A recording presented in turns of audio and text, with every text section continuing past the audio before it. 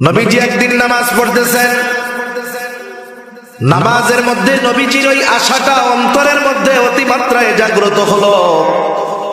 নামাজ পড়েন আর আকাশের দিকে নবীজি তাকান, মনের মধ্যে কি চায়, কোন আশা নিয়ে নবীজি আকাশের দিকে তাকায় বলেন তো? দুনিয়ার কেউ জানুক আর না জানুক, বুঝুক আর না বুঝুক, যিনি জানেন যিনি বোঝেন তিনি কে? আল্লাহ রাব্বুল আলামিন বলেন, ক্বাদ নারা তাকাল্লুবা ওয়াজহিকা ফিস সামা। আপনি যে বারবার আকাশের দিকে তাকান, আল্লাহ তাআলা বলেন আমি তো সেইটা দেখি।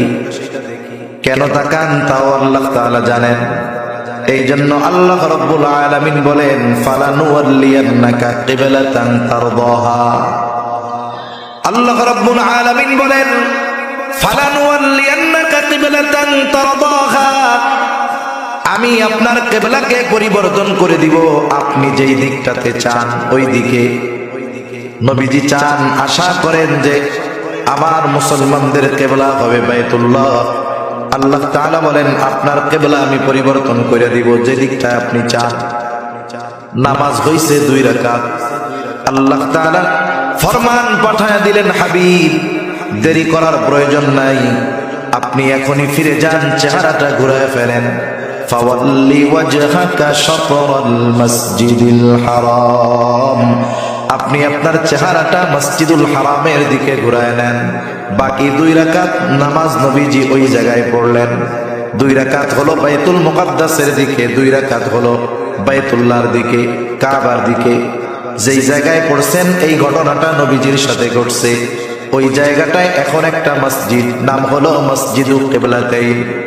আস্তে আস্তে খবর ছড়ায় গেছে, এক অঞ্চলে খবর পৌঁছাইছে ফজরের সময় তারা 1 রাকাতে পড়তেছে, রুকুর মধ্যে আরেকজন খবর দিছে, সাথে সাথে ওই বাকি নামাজ তারা ফিরে আর ওই বাইতুল্লাহর দিকে পড়া শুরু করছে।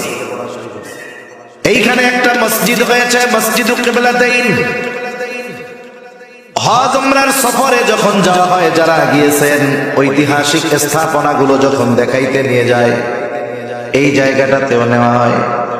এখন তো কাবার দিকে ফিরা মেহরাব, কিন্তু বের হওয়ার সময় যখন দরজার উপরের দিকে তাকাইলে দেখা যায় জায়নামাজের মতো একটা চিহ্ন দেওয়া আছে, বোঝানোর জন্য যে আগে কিবলাটা এদিকে ছিল। তাহলে এই বাইতুল মুকাদ্দাস মসজিদুল আকসা এর সাথে আমার আপনার নবীজির কমপক্ষে 16 মাসের ইবাদতের সম্পর্ক রয়েছে। এটার সাথে আমাদের